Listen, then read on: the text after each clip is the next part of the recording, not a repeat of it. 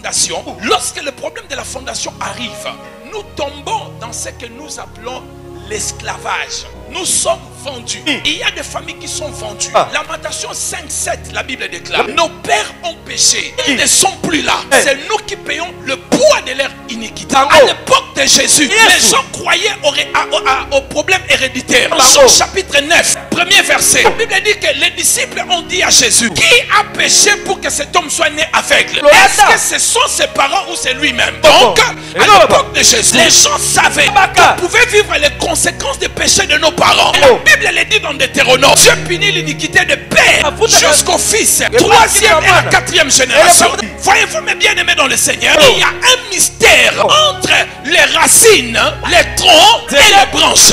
Lorsque vous coupez les racines, les troncs et les branches peuvent célébrer. Aussi longtemps les racines ne sont pas coupées, la branche ne peut pas célébrer. Vous restez debout parce que vous avez des ancêtres. Mais qu'est-ce que vous faites par rapport à votre origine? Plusieurs personnes sont en train de devenir esclaves. La Bible est en train de nous parler dans le livre d'Hébreux chapitre 7 verset 9 à 10. 4 personnes qui vont rester avec moi à la chair. Montez.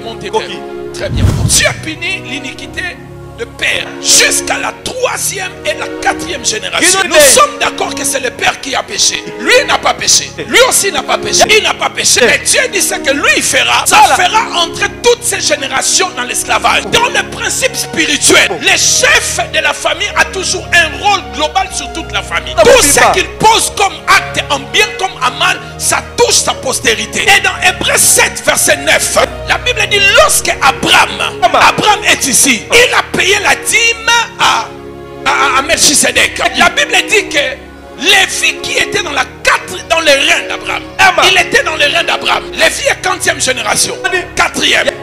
Son père, grand-père, est en train de donner la dîme. Il n'a pas eu encore Isaac. Mais la Bible dit que quand il le faisait, Lévi, qui était dans ses reins, il posait le même acte que son grand-père. Deuxième génération n'est pas née. Troisième génération n'est pas née. Et la quatrième génération signait le contrat avec le grand-père dans le monde spirituel. L'alliance du grand-père. La quatrième génération, pendant que le grand-père signait avec Dieu, la quatrième génération aussi signait. Entrer dans l'alliance. Cette fois-ci, c'est l'alliance divine. Si l'alliance était démoniaque, lorsque le grand-père signe, la deuxième génération ne s'échappe pas. La troisième non plus. La quatrième. Toutes ces générations signent le contrat. Qu'elles soient nées ou pas, qu'elles soient dans les reins, dans les ventres, je ne sais pas où se trouvent.